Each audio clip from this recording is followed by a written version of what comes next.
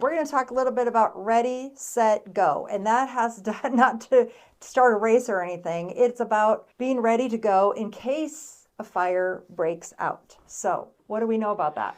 Well, I think it started, all the different communities had different ways and different levels of notifying folks when a fire approached, when to evacuate. And so I think it's at the state or national level they came up with this ready, set, go. Right. And I think it's state level because each state is slightly different.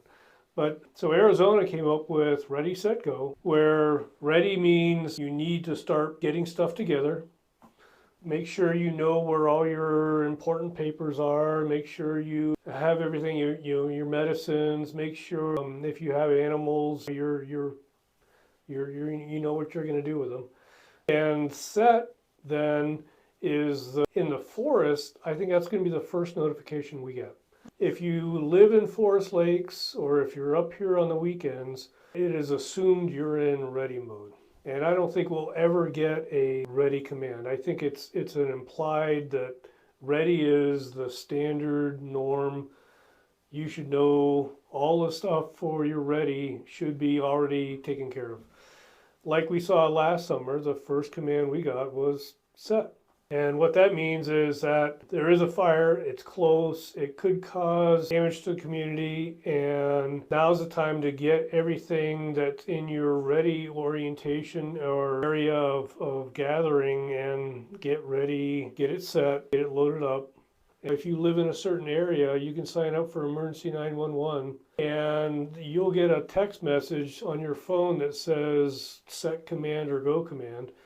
But they also do it based on towers. So the tower here, if you're camping in this area and have a cell phone, if you're in that area of that tower, you will get that command as well.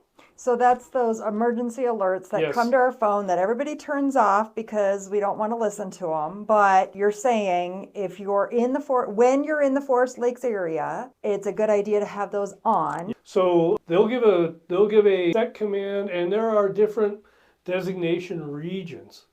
And Forest Lakes is split into two regions, above the 260 and below the 260. And I don't know if those are the right numbers, but it's so that they thought Forest Lakes was big enough that they wouldn't want to give the command to everybody at the same time in case it caused a jam on 260. But once they give that go command, you should go.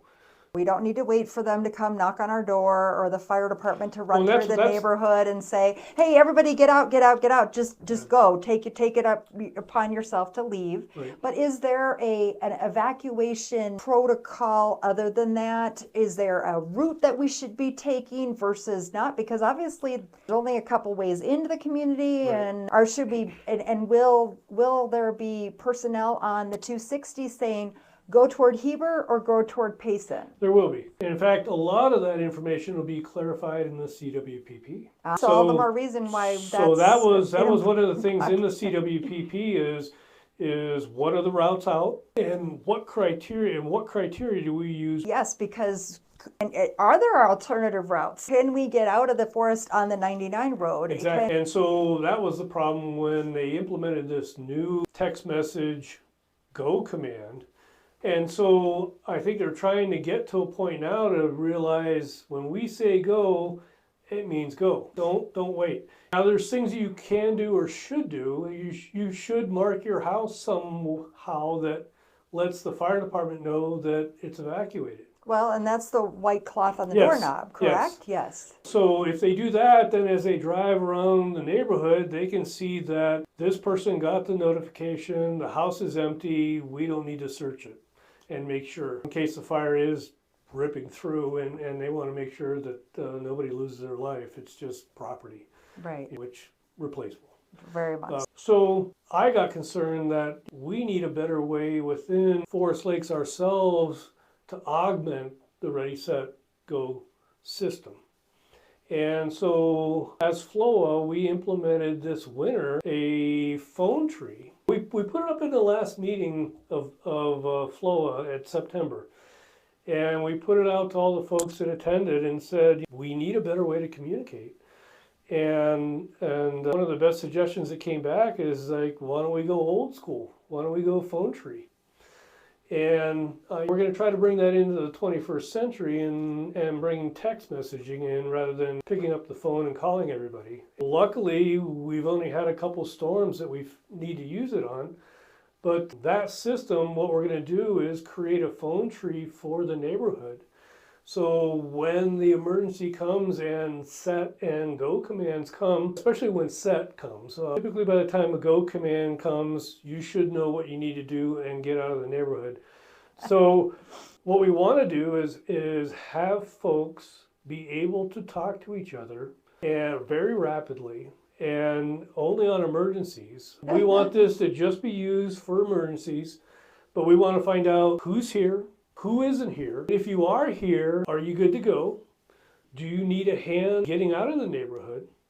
We've even trying to use it this winter as if a big storm comes through and somebody's power goes out or their heating goes out, they can notify other neighbors and other neighbors can come and give them a hand.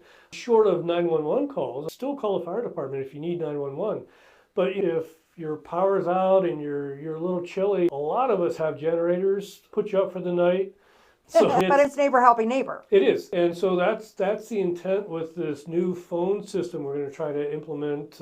And so hopefully we get all the bugs or at least some of the attributes that we want to have nailed down by the May meeting. So the first FLOA meeting we can announce that we're going to implement this and this is what it's going to look like and get it neighborhood wide. And so that folks can have quick access to information.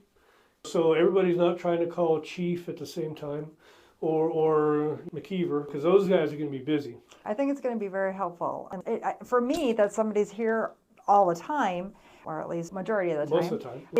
It's going to be great to be able to have that as a resource so that, you don't feel like you're here by yourself. Right. In fact, I do make that, I have that list of who, we have a form in the post office that folks filled out. I took that list, I do that for the fire department, so I took that list, I gave it to the fire department, so we know when we need to do welfare checks, where folks are if we get a heavy storm. Those are the places we're going to check first. For sure. Like I said, it's neighbor helping neighbor, it's also, it's just looking out for each other, and I think that is, when you talk to people that live here, and live here more than just weekends. One of the reasons that they're here is because we do have that sense of community. We have that that helping each other. We want to develop a community where you feel safe and wanted, and that's a kind of a neat thing. So lots of great things that are coming up in the future.